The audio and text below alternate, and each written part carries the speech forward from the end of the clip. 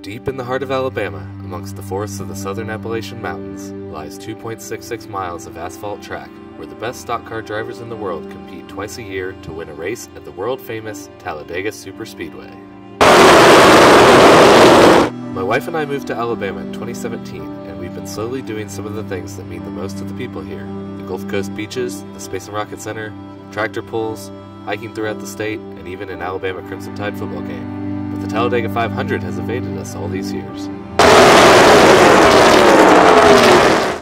This massive track is the largest and longest oval in the NASCAR series. With 3,000 acres of property sitting in between Birmingham and Atlanta, this race captures over 100,000 fans from two of the largest population centers in the Deep South.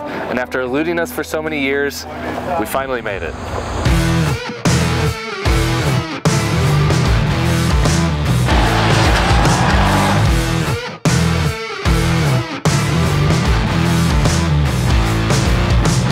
If you're planning a trip to Dega, they are pretty open with what you can bring inside the track, including a soft-sided cooler with sealed food and beverages, and alcohol as long as nothing is glass. Even cameras of any size are allowed.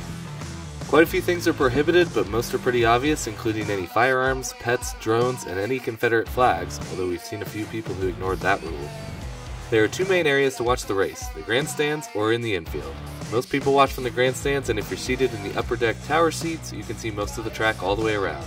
The lower deck gets you closer to the action, but you'll only be able to see the front half of the track. Fans can also watch the race from the infield, even from the roofs of the RVs that have been camped there for the week. Either way, don't forget your sunscreen, which is allowed inside the track in any form or bottle size. You're almost guaranteed to need it with no shade to be found in the viewing areas.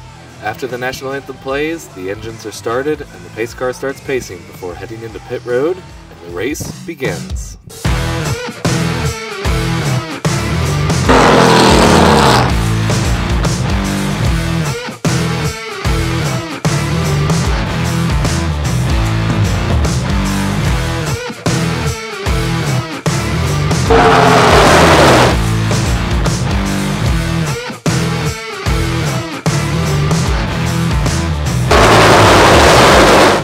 After a few crashes late in the race, today's big winner is number 8 Kyle Busch in the second overtime.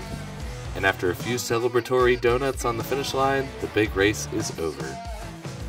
As you drive home and the sun starts to set between the hills and forests of Alabama, you'll look back at your day and be glad you came to experience the best NASCAR track in the South. Because this is more than a race, this is Talladega.